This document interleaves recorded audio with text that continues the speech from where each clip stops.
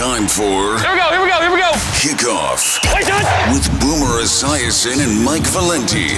Presented nationally by Casamigos Tequila. Casamigos, brought to you by those who drink it. And Lowe's. Lowe's knows home improvement. All right, let's get it moving. Who's excited? Halfway point, data points. Lots of bad things happening to my team, which is always good for entertainment value. Boomer, how are you, my man? I'm doing great, Mike, and you had a winning record last week, I see, on our worst week ever when it came to gambling in terms of the games and the way that they were played out, but you did a good job. We navigated. We made it through. So listen, here's how I want to do this week. I am utterly fascinated with the AFC. So we're going to ask for the rundown here, and we're going to do this a little different because I want to get some of the premium teams to the top of the list. We'll get into the tragedy that is my New York Giants, and I think maybe one of the best feel-good stories in the league. So I'm going to try to have some positives in there for you. We are not going to go down a sinkhole here.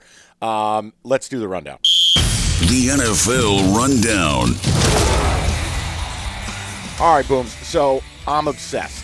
The AFC is my beautiful obsession. I just think it is fascinating. It's so high quality, and every week you're trying to figure it all out. So I'm going to ask you a question about each of these division leaders. You need to tell me what is it true or false, or what's more true? All right, so example, Chiefs coming off the win against Miami.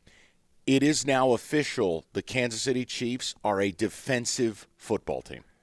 True. They are a top 5 defense statistically, and you can just see it when you watch them, just how difficult they are to play against. And they know, by the way, just how great their quarterback is, so they can take chances. Yep. Steve Spagnuolo can blitz when he wants. He knows that he can come back in any game that they play.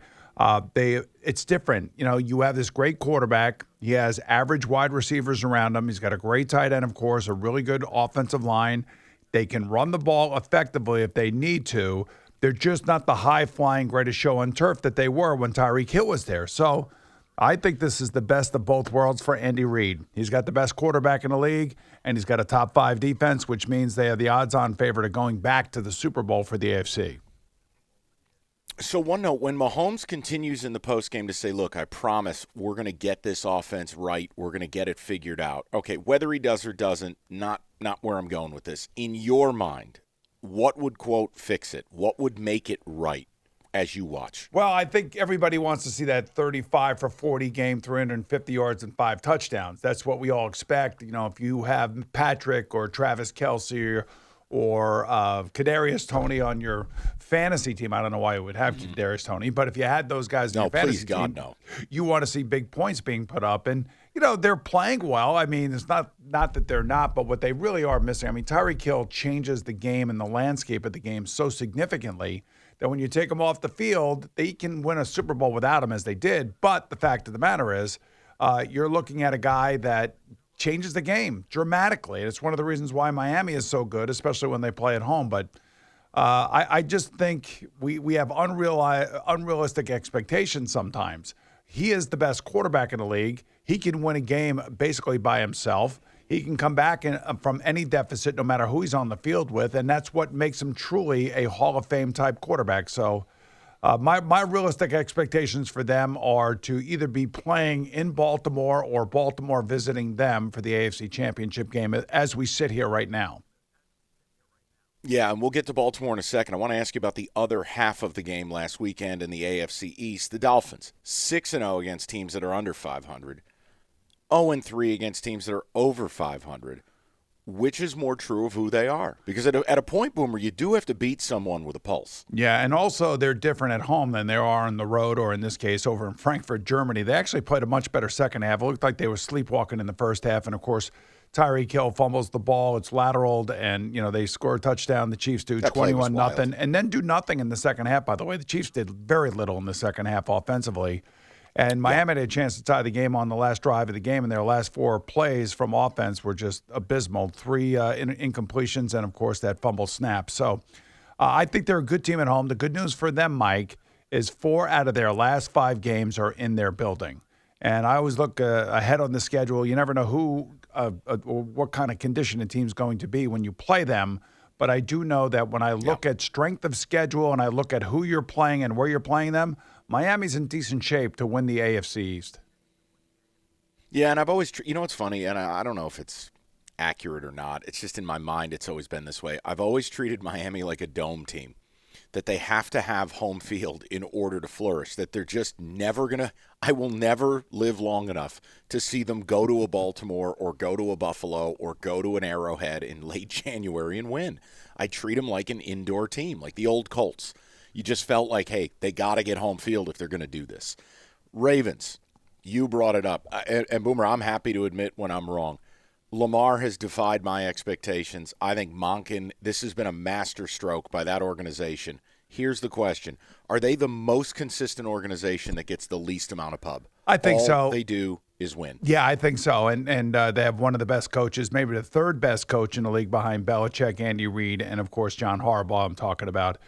They have all the attributes of a Super Bowl, headed team. And what I really look at is the quarterback and how effective he's been. And, you and I have questioned Lamar over the past, and we questioned whether or not he should have played in the playoff game last year against Cincinnati. Well, he got his contract this year, and all he is doing what one other quarterback has done in his career, and that quarterback not only won the season MVP, he also won the Super Bowl MVP, and I'm talking about the great Steve Young. So what Lamar's in the midst of doing right now is completing the highest percentage of passes by any quarterback in the league, and also leading the league in terms of quarterback rushing. So you put those two things together, you have what is a very special season, and he's doing exactly what Steve Young did back in 1994, I believe it was. So I would tell you that with the way he's playing, the way their defense is, and how their defense is getting sacks, there's multiple players that have multiple sacks, not just one or two guys that you have to worry about. There's like 10 guys you got to worry about, and that's why I am so high on them right now. Duo. Yeah. Boomer, their tackle play on the defensive side of the ball, good Lord. I mean, one dude is 370 or whatever. It is – they don't have a weakness. I hate saying that about a team in the salary cap era. They really don't. They're top 5 offense, top 5 defense, and top 5 in special teams, and you have a great coach. I want to ask you about the Jaguars. Only team in their division over 500.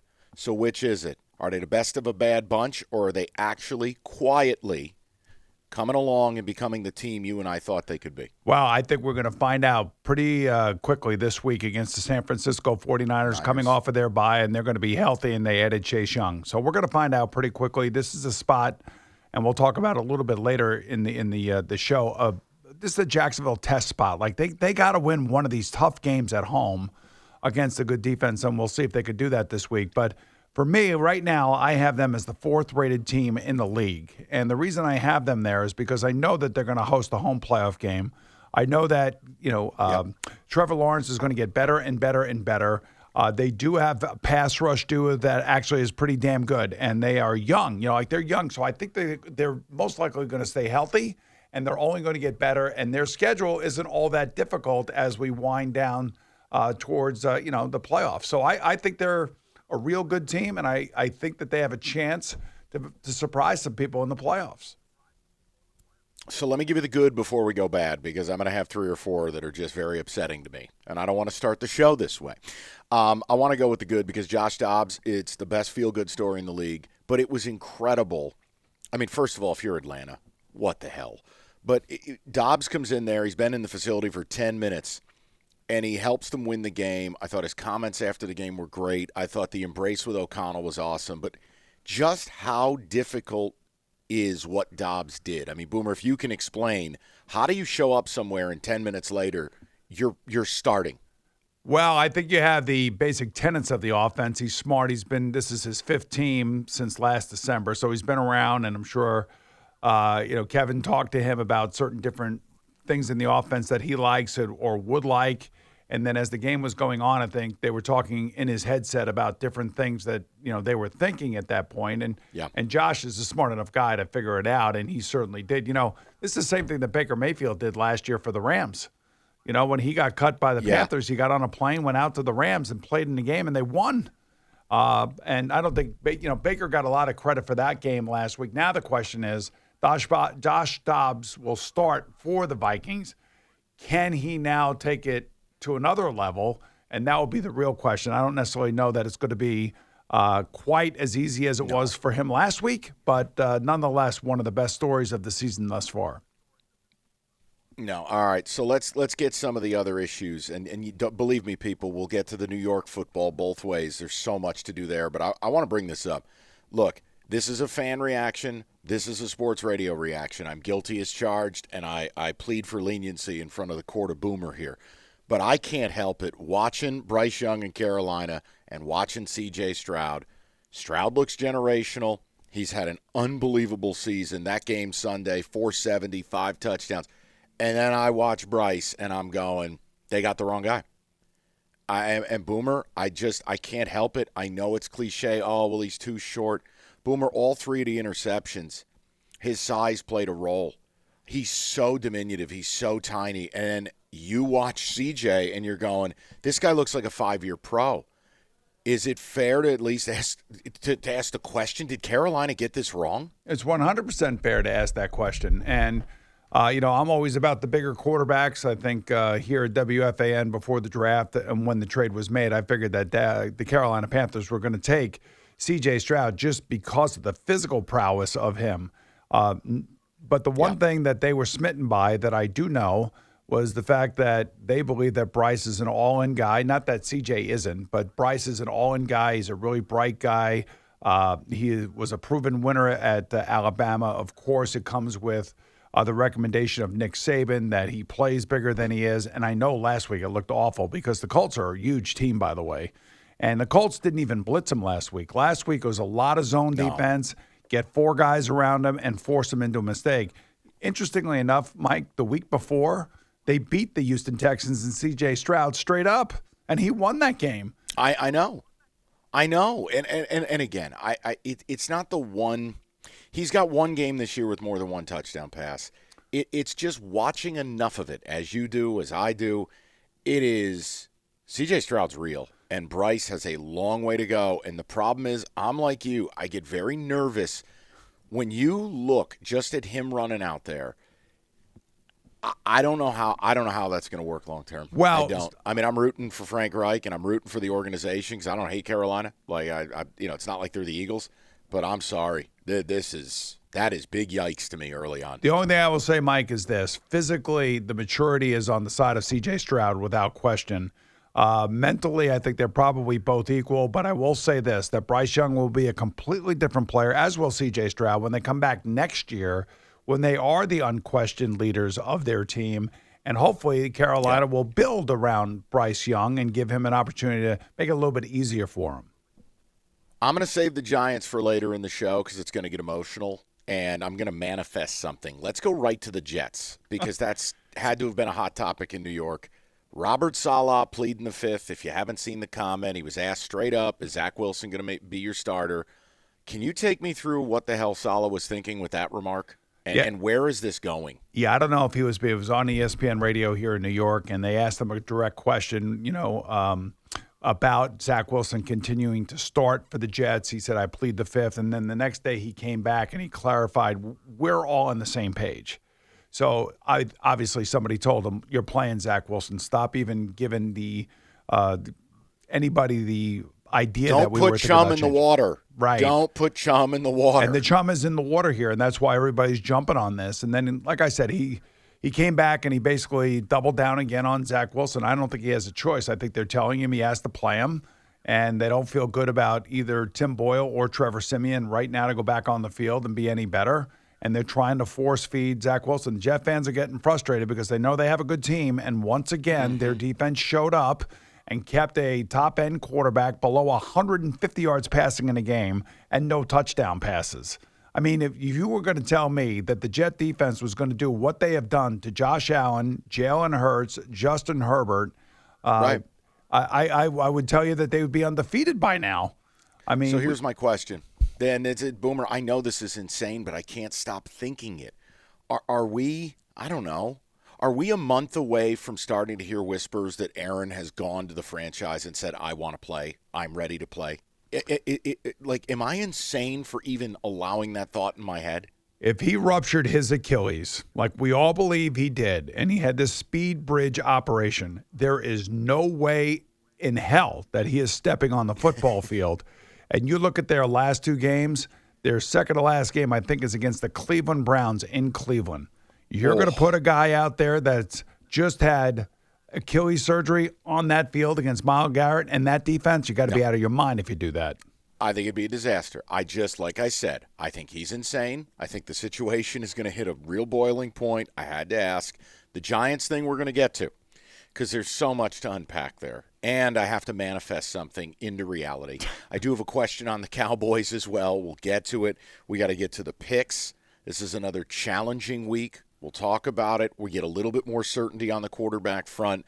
And then, Boomer, later on, we can get the power rank back in the mix, and we do get to talk Jags and Niners as our best of the best.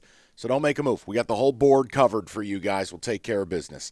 Casamigos, the smoothest tequila on the planet. Enjoy the family, the entire family of Casamigos tequila.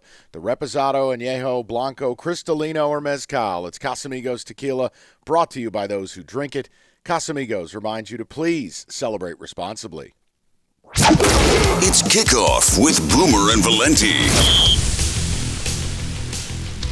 All right, it's time for the picks. Full slate, premium game. We're going to get best of the best later on. Niners, Jags. But let's get to this board. Picks of the week. All right, I want to start out with 2 teams I really don't want any part of. The Colts, 1.5-point favorites in Foxborough against the radioactive Patriots. Boomer? Well, I think what you just said, radioactive Patriots, it's not in Foxborough, it's actually in Germany. Oh, I apologize. That's right. This is part 2 of the Frankfurt games. Yes. These ridiculous things. Yeah, so I don't know which team is going to get there first, but there was some crazy stat about a team who arrived first in one of these international series was like 15-4 or something. I forget what it was. And Miami got there first last week, but ended up losing. I'm going to take the Colts here. I think the Patriots are a mess. I think whatever's going on up there in New England, J.C. Jackson staying behind. They're not taking him with them to Frankfurt. And I think that the Colts defense showed me something last week. Mac Jones has been all over the place this year. I don't like where the Patriots are. I actually told the Patriot fans up on WEEI in Boston this past week, it's time for Tankathon. Start looking at it and figure out who your next quarterback's going to be. Yeah, it's Colts for me. I just can't do it. Mac can't make the throws. There's just so much going on there. I'll just take the Colts very tepidly. Saints laying 2.5 in Minnesota. Against Josh Dobbs and the Vikings, the new starting quarterback. Saints defense gave up some yards and some points last week. Didn't like that, but they still won the game. Your man, Tyson Bagent. Yeah, but he turned into a pumpkin in the second half. There's no question about that. But I'm just we'll keeping see. our streak alive of mentioning your boy. That's yeah, I all. know. I love what he's doing, and I'm happy for him, just like I'm happy for Tommy DeVito here in New York. But anyway, go back to the Saints and the Vikings. I do like the Saints in this game. I'll lay the 2.5 points. Derek Carr has played much better the last couple weeks. Didn't have an explosive game last week, but I think this week, tight scoring game, though, I do believe. But I don't think Josh Dobbs will have enough to overcome the Saints and the 2.5 points. Yeah, and Boomer, you and I have talked about I hate the Saints as a favorite, but I think this is a little bit of an overreaction. This is still Josh Dobbs. I don't believe they should be getting less than 3, so I'll go Saints lay the 2.5. Bucks, 1.5-point favorites hosting the Titans. Okay, I'm glad to hear what Mike Vrabel did this week, and that was give the starting job to Will Levis. He's played in 2 games. He looks the part, got the big arm. 2 different teams, the Titans. On the road, they're winless. At home, they're undefeated. I will take the Titans here, the home dog, and lay the 1.5 to the Bucks. I just feel like with Todd Bowles' defense, there's more leakage in the run game than at any point that I remember. I think they'll be able to line up and run it. I don't like either of these teams. This would never be a game I'd bet in real life, but it would be a slight lean. I'll take the Titans here. I just can't get there with the Bucks. I can't. The calling card is supposed to be defense. It's supposed to be a more controlled deal. And it's a bad defense. There's no other way to put it. All right, Ravens, laying 6, hosting the Browns. Man, I love this game, man. This reminds me of the old AFC Central that I played in where we all hated each other. And you're talking about 2 great defenses here. Myles Garrett, great defensive player. I was telling you about Baltimore. You talked about the interior of their defensive line. How many different guys has sacks in this game? I do not think Deshaun Watson can handle the Baltimore defense. There is no way. And I do think Lamar Jackson's on a mission, and I think he's on a mission to win an MVP, and he might very well do it. He's going to have his hands full this week, and this is a very, very quick, very sudden Browns defense. So I think low scoring, most questionably. I think Deshaun has a couple turnovers in this game. I will take the points, and I will take the Ravens. Yeah, or lay the points and take the Ravens. No, I understand. I got you. And look, normally in a divisional game, I'd lean to taking the 6 point. I can't get there. And Boomer, I think you nailed it. I can't get there with Deshaun. And the Ravens, look, I think they're Super Bowl good. I'll lay the 6 here. I think they're begging you to take Cleveland. That number, and it's a lot like what I talked about last week, Ravens and Seattle. And you go, wow, I can get Seattle in 6.5. Yeah, and you can get a beating too. Ravens lay the 6. Bengals laying 6.5. Another huge number, hosting the Texans. I think it was a huge game for the Bengals versus the Bills last week. I think it was a high-point game for them. They've won 4 in a row. They're back in the fold. But I also like what C.J. Stroud has been doing, and I like what DeMeco Ryans has been doing with the Houston Texans. I believe that the Bengals will win the game. It's not going to be that easy. I will take the points, and I will take the Texans on the road at the Bengals. I'm going with the Bengals. I feel this is kind of trappy to me. And again, Texans, everyone's excited. I'm excited. Stroud's amazing. You're meeting the real McCoy this week. The Bengals are rounding into shape. And this is going to be Lou Anarumo versus a rookie. Yeah, I'll lay to 6.5. Hey, quick note. Yeah. Any interest in C.J. Stroud plus 15,000 to win MVP? If he got them to the playoffs, would there be any shot? I don't think so. No, I don't think so. Had to ask. Here's the other thing about this game. Look for Jamar Chase to have a huge game in this game. I don't think he played all that well or was that involved against the Bills. So I would think that this week they're going to be feeding Jamar Chase heavily against this Texans secondary. And they need to stripe the jungle every week. I don't know who made that decision. That looked awesome on TV last week. That was amazing. Steelers laying 3 against radioactive 2, the Packers. Yeah, I know. I know you don't like this game. I do not. You see the veto in the show sheet. I see that. But I do like the Steelers, though. I think the Steelers will give Jordan Love a headache. He's terrible. And I think the Steelers' defense is not as good as we thought it was going to be, but it's still pressurized, and it still forces teams into mistakes. I feel like I know you want to veto the game, and I'm going to let you veto the game, but I will take the Steelers, and I will lay the 3 points. I'll still be a gentleman about it. I'll still tell you I'd pick the Steelers. I just don't want any part of this. This game, the next one actually is really interesting to me. Cardinals laying 1.5 against Atlanta. And guess who's back? Well, and guess who's back? Kyler Murray. Your favorite quarterback. Right, Kyler Murray is back. He may be playing for his existence in Arizona. Get out of that first, couple spots at the top there, and then and Arizona can worry about other things to build around him. Now, I think that they're going to stay with him regardless because of the contract that he signed last year. So, I think he's going to have a great game. I think he's going to run around. I think he's going to make plays against this Atlanta defense. I'll take the Cardinals, and honestly, I think we're going to be talking about him next week and saying, oh, he's back and he looks great, and the Cardinals are now going to get out of that first overall draft pick. Here's the thing, all right, and I may be walking into something. I got a problem when a guy's been gone this long that I'm going to bet him in week 1. But this is it. This is as back against the wall as it gets for Atlanta. Arthur Smith's under fire. I have no understanding what they were doing taking Bijan if you're not going to use him, not getting it to Pitts, not getting it to London. Arthur shaved the mustache. What the hell is going on in Atlanta? I'm going to take Atlanta here. I don't think the Cardinals should be favored over anyone. And Kyler, he might round himself into form. Boomer, you know how hard it is for a guy to come back from an injury. The idea that he's going to walk in, this ain't a video game, man. I'm going to take Atlanta here, and maybe I just did something dumb. Lions laying 3 on the road. It's not even a road game. No one shows up at SoFi, but Lions at the Chargers. What do you got? Yeah, I think this is a great spot for the Lions. I really do. Watching the Chargers against the Jet defense, man, I wasn't overly impressed. I thought that they were going to come in. I thought maybe a few more, yards and touchdowns. Something. They couldn't get anything done. Now, this is Jared Goff, this is a real offense. This is Jahmyr Gibbs. I mean, this is a team, the Lions, that can move the ball up and down the field. So watch the Chargers give up 30 here and still cover the number like 30 to 31, 31 to 30, something like that. So I'm going to take the Chargers and the points, but I think the Lions win. Yeah, look, I always love team off a bye week.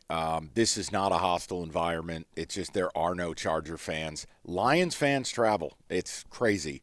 And locally, I'll tell you one thing we've been talking about, Boomer. This might be the healthiest the Lions have been all season. I love them in this spot. I don't like that the number hit 3. Loved it a hell of a lot more at 1.5 or 2, but I'm going to go with the Lions. I think they're real. They may not be the Eagles. They may not be the Ravens, but they're a really good football team, and they run a pretty buttoned-up operation. I'm going to take the Lions here. Oh, boy, here we've arrived at it. Cowboys laying 16.5 to what used to be the New York Giants. Can you educate me on this, please? Sure. What's up, man? I just want to know. I want to know what to do here. I mean, I have no idea what to do here. These are two division teams. I know the Cowboys beat them in week 1 40-0, and they hammered them. But the Cowboys are coming off a very emotional loss at the hands of the Philadelphia Eagles last week. The Giants, they are a mess. I'll be the first to tell you that. I've watched them. This Tommy DeVito is going to be starting for them. Good for him. Good for his family. It's a great, kind of thing like Tyson Bagent is out in Chicago. I don't know what to do with this. Well, in real life, no, you would never touch this. You're not in the business of laying 16.5 points, and the Giants are – no, you just can't – you cannot put your money on them. But we have to make picks. I'm telling you, if you go through the numbers, and I spent some time on this, the Cowboys, when they're a big favorite, actually really do perform. They beat up on bad teams. And, all right, Tommy DeVito, it's heartwarming. God bless. I would take the Cowboys. I think the Cowboys are angry. I think they know they let that game get away last week. The clown car mistakes at the end. This is Jurassic Park when they lowered a yak into the Velociraptor pit. I mean, you got to take the Cowboys. Hey, Mike, I got to tell you, so I could see what's going to happen here. The Cowboys are going to be up 30-7. Okay, here it and comes. Then the Giants are going to go right down the field with 2 minutes to go in the game, and they're going to get an by the way touchdown to Darius Slayton, and it's going to be 30-14. And guess who's going to cover the number? It's going to be the Giants. Yeah, Tommy DeVito is going to be coming down the field with that huge TD chain he wears. Yeah, sure, let's get after it. I mean, I'll open myself up to it. I'll take the Cowboys. All right, I'm vetoing this. I'm vetoing this one. The Cowboys are going to win the game. If I had a knockout pool that I had to worry about, this would be the game that I would take for 100%. sure. Next game, you got to guide me. This is one I got nothing for you. Seahawks laying 6, hosting the Commanders. What? I'll tell you what is right, man. How about the Commanders, though? How about Sam Howell? Unbelievable. I mean, unbelievable. Like I was yelling and screaming about Eric Bieniemy and Sam Howell throwing the ball 50 times a game and not having answers. Where the quick game is, where we throw it when we're being blitzed and all that other stuff. But man, they are throwing him to the wolves, and I'll tell you, it's pretty smart because he seems to be handling it. I'm going to take the Seahawks here, though, because the Seahawks need this one. They need to win this one big. They need to have a really good game. They just got their asses handed to them by the Baltimore Ravens. Had to go back all the way in the plane, and that's the most miserable plane rides when you get your asses kicked like this. And I think I've told you many times that I hated playing teams that got beat like the way that the Seahawks got beat the week before, and then they're going to be in front of their home fans. I think they blow the Commanders out. I'm with you. There's just a pride factor to it, a bounce back to it. The number's a little inflated, but, I mean, we can't forget the Commanders have traded some of their best players. So, yeah, give me Seattle at home, bounce back spot. It'll be a veto, but I would take Seattle. Jets getting 1.5 at the Raiders. You know what to do here. Yeah. You know what to do. I got to take Aiden. I'm not taking Aiden O'Connell. No, you have to take the Jets. I'm taking the Jets, I know. Nobody wants to bet them. Earth is on the Raiders. Look, we're smoking cigars in the locker room. Party time. Woo. Great, good for you. Reality comes to town this week. This Jets defense is going to eat Aiden O'Connell alive. And the Raider defense is not good. Wilson will look better this week. Say it with me. We got to take the Jets. Well, we're both taking it. We're going to both take the Jets. I don't know about Wilson looking better, though. That's the problem. And the Raiders – listen, I mean, come on. The Raiders are what? Because they look good against Tommy DeVito. We got to have a little – all right, Wilson won't look good. He'll just look like less Wilson. terrible? Like he does. Well, he'll look like He'll he does. less awful? I mean, it's really amazing when you think about some of the statistics that he has put up over the last 3 years. It's remarkable that he hasn't really had a really true breakout game.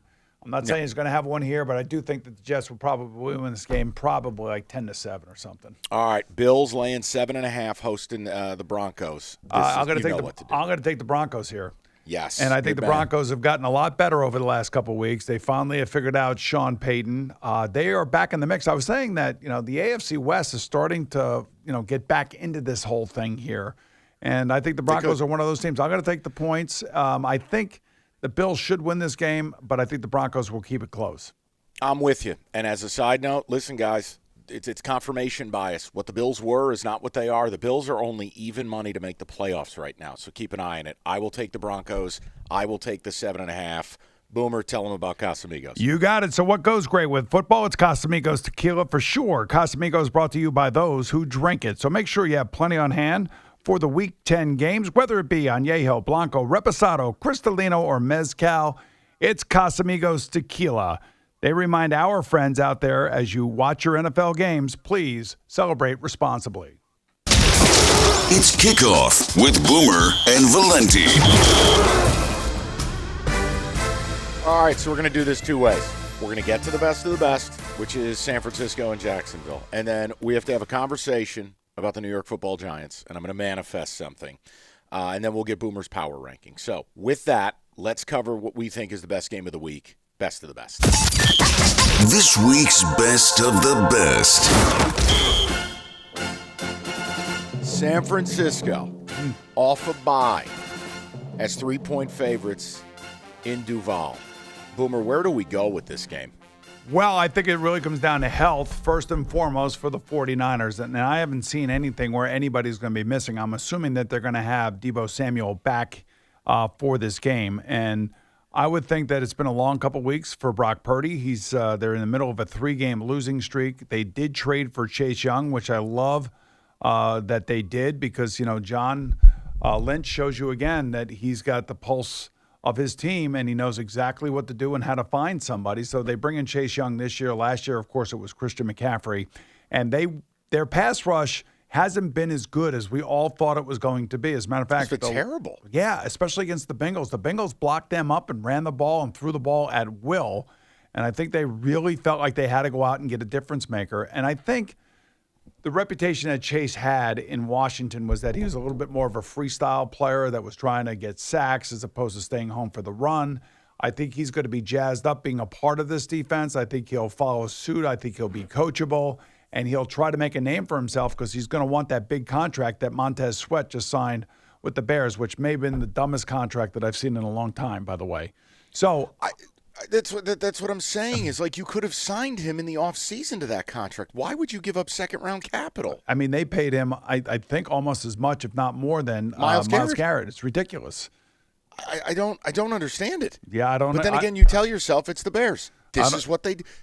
I don't understand it either. So to go back to this game, though, but the San Francisco team, I think, is going to be locked and loaded. I think they could be ready to roll. And this is a really good test for Trevor Lawrence and Doug Peterson to find out exactly just how good they really are. I do like San Francisco to win the game here. I think that they are going to be one of the better teams in the NFC when it's all over said and done, and their hiccup is now behind them. Eileen, listen, 3 points at home with a team that we believe is going to be a dangerous playoff team, a team that can win a playoff game. The Niners, everything you said is right. I mean, Chase Young is going to help them. Is he going to help them right now? And I still look at it, and this is the mistake I think a lot of people make. Like fans will scream about, well, the coverage stinks or the pass rush isn't where they're directly related. The reason the Niners coverage and it doesn't look nearly as good is because they're not getting home up front. It works together. It has to be this symbiotic relationship. I don't know that you fix all that in 1 week. And with Jacksonville, I love them at home. I'm going to take the 3 points here. I don't know why I'm doing this because everything Boomer said is right, but I just You know I have my doubts about Purdy. I guess we're going to put some of that to the test. And I think the Jags are rounding into form here. So I'll go Jacksonville. You're going to lay the 3? I am going to lay. I'm going to take the 49ers and lay the 3. We'll go opposites. But think about this. The last time, we saw San Francisco win, that was the Dallas game when they smashed the Dallas Cowboys. They went on that 3-game losing streak that started with that loss in Cleveland. That loss in Cleveland wouldn't be on their record if a field goal kicker could just kick a field goal. They should have won. Brock Purdy brought them down the field late in the game to win the game, and they misses the field goal. So I would just say that this is a spot where I think the 49ers are rested. This is a reset spot, and Brock Purdy will have a big game here. They were averaging well over 30 points a game the first 6 games of the 5 games of the season. And then all of a sudden, these last 3 games, unfortunately, their offense fell off a little bit. And I think that's because of the loss of Trent Brown and Deebo Samuel. I think both players should be back for this game. All right, I want to bring up the Giants, and I'll stay away from the malpractice because it's a waste of time. Dayball has done so much bad this year. Hey, here's an idea. I got a guy in a neck brace. Let's run the tush push. We'll leave that alone. But Daniel Jones, ACL, done for the year. The bigger questions are, all right, Boomer, Giants, you must have an eye on draft status. You must find a way to be in this top 5. If they end up in the top 5 of this draft, where we think there could be as many as 3 quarterbacks taken, Boomer, are they taking a QB? I think they will be. Right? I think they will be. And as a matter of fact, Joe Shane and all of his scouts were out there at the Washington USC game. They're looking at other players too, but I'm sure that they wanted to get an up-close and personal look at both Caleb Williams and Michael Penix. So I think both of those guys are going to be top 10 picks without question. I still think Caleb Williams is going to be the number 1 pick overall. Maybe the Giants end up trading for it if, in fact, Arizona still holds on to it. But right now, as we speak, the Giants have the 4th overall pick. There'll be somebody there of significance. Could it be Quinn Ewers? Could it be Michael Penix? Could it be Drake May? I don't think Drake May is going to be there because I think that the Chicago Bears, they have 2 draft picks right now, number 2 and number 3. Remember, they do have the Carolina pick from last year's trade, so Carolina could go get Bryce Young. So the Bears are not passing over Caleb Williams, I can tell you. As a matter of fact, if the Cardinals hadn't given Kyler Murray the contract that they gave him, I think that they'd be tripping over themselves trying to get the number 1 in the draft so they could draft Caleb Williams. That's how special this player is. How much do you think Jones, and again, obviously it will cost the Giants a lot of money to get out of this deal after next year. It's something like, I don't know, $40 million or whatever it is. You can't do it this year. Unless I was reading the cap table wrong, it would cost them like $68 million. So Jones will be here, but how much does this upset the plan that Shane and Dayball had? Because, Boomer, I don't think a rookie was ever a part of it. They thought they found their QB, and you know what's going to happen. They're going to draft a rookie. They're going to be bad. How much does this change what the plans were? If Drake May and Caleb Williams are as good as everybody believes them to be, then you have to take them. You have to take them, and then you just got to deal with it and deal with all the losing that comes along with it in the beginning, kind of like what Carolina's going through right now. Houston, not so much because their quarterback has probably outplayed what everybody thought he was going to be. So I think that if you're the Giants, you want to excite your fan base. You can't bring back Daniel Jones if you have an opportunity to draft one of these 2 kids. Both of these kids are going to be talked about incessantly over the next 8 months until we get to that draft.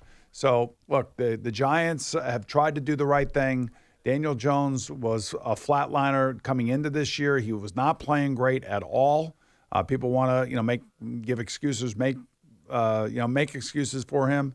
At the end of the day, when you get paid that much money, you're getting paid to camouflage where all the weaknesses are, and I don't think he's capable of doing that, Mike, and that's just the honest truth. So no, listen, there's no disagreement. This could end up being a blessing. I just think fans have to get their mindset right. Like, you can't go after – look, as much as I think Dayball's done a lousy job with certain things this year, you draft a rookie, you don't get to sit here and go, Dayball's got to be fired. Like, you can't have this carousel. If you bottom out and you're taking a rookie, you're losing 10 games, minimum. So as long as and look, I am a Giants fan.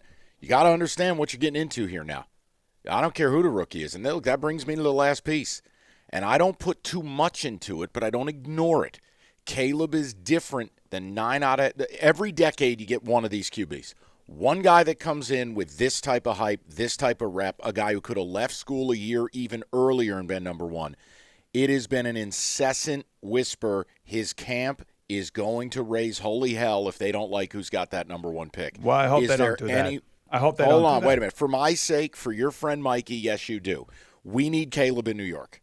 I need to manifest it. Bright lights, big city, L.A. to NYC. Come on. Who the hell wants to go play for the Bears? Nobody. Come on, buddy. You know what the interesting thing is you are taking a page right out of Aaron Rodgers' book where you want to manifest this thing. I hope it happens for you because I'm getting tired of having to kind of talk you off the ledge every Sunday. They're terrible. What do you want? I know, but here's the thing. For the Giants right now, they're in a bad spot. And it's so bad that I believe, and we were talking about this on WFAN this week, that if they didn't have the number 1 spot, and let's say the Arizona Cardinals do, and they are married to Kyler Murray for whatever reason, I would make an offer to the Arizona Cardinals, much like the Carolina Panthers did to the Chicago Bears last year. Now, in order to go up from where the Bears were, I think they were, 4 or 5, I think, last year? Sounds right, yeah. Somewhere, I think they were a top 10.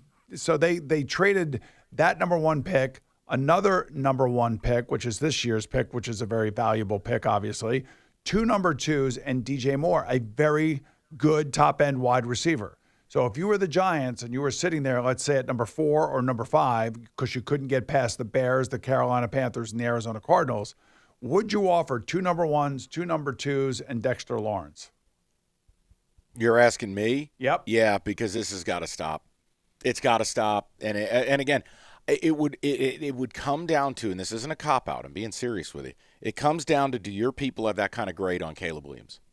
Like, just because everyone likes a QB, it doesn't mean your franchise has to. But if you have this grade on him, that he is Trevor Lawrence, or he is Andrew Luck, or he is, name that once-in-a-decade guy, if that's who he is, you pay the freight. Because, and I'm sorry, being in New York, it's part of it. You can't continue doing this. Your fan base is not going to tolerate it. You got to have a quarterback. You either have one or you don't. And think about this for a second, Mike. If you are the Bears, let's say you're the Bears and you end up with Carolina's number 1 overall pick, you're going to take Caleb Williams. There's no question about that. The Giants are still going to be really looking for Drake May then in that case, most likely. The Giants could offer the same thing to the Bears for the 2nd overall pick if the Bears end up with their own pick being number 2. And if they do that, and then we look at the Bears and we look what they did with Montez Sweat, and maybe they do add Dexter Lawrence, and then they add extra draft choices. Could you imagine that draft haul for the Bears over the last 2 years? Oh, it's it would be unbelievable. No. So there's a potential for the Bears to do the right thing here and use one of those picks as trade fodder for one of these other quarterbacks. So that's all of that is in the mix right now for all of these teams. And obviously we're not going to know until week 18 when it comes down to those final games as to who's going to end up with those top picks. But that's how valuable those first 2 picks are going to be for Drake May and Caleb Williams. All right, let's get to the final word. We got about 90 seconds. Final word, Eddie. Kickoff with Boomer and Valenti, presented nationally by Casamigos Tequila. Casamigos, brought to you by those who drink it. And Lowe's. Lowe's knows home improvement. The final word. Final word, about 90 seconds. I need your top 3 teams in football right now. I got the Ravens, Eagles, and Chiefs, and then I have the Jags and Bengals at 4 and 5. Easiest schedules left. Number 2 is the Saints. Number 4 is your Lions. And the hardest remaining schedule left, the Bengals are number 1, and the Ravens are number 2, of course, because they play in the AFC North, and they're going to be seeing a lot of each other in that division. Yeah, and look, the Ravens to me, number 1 for me. They're amazing. 2 notes. The Lions thing, what Boomer's saying, look, if they get by the Chargers, guys, there might be 1 game left on this schedule where they won't be favored in. Now, it doesn't mean you win them all, but the Lions could be an interesting story. Look, they may not be on the Eagles level, but they may end up with a better record because when Boomer tells you it's this schedule, my goodness, it's pretty easy. It's not bad at all. And in the AFC, listen, that division, Boomer, might be one of the best divisions I've seen in the last decade. It's amazing. The Bengals are really backed themselves into a corner here. Their schedule is ridiculous moving forward, Mike. It is. And they got to win every home game, and that starts this week against Houston. And we'll be there every step of the way. All right, thank you for listening. Tremendous job as always. Boomer, tremendous timing. We're back next week to do it all over again. It is Kickoff with Boomer and Valenti. It's Kickoff with Boomer and Valenti.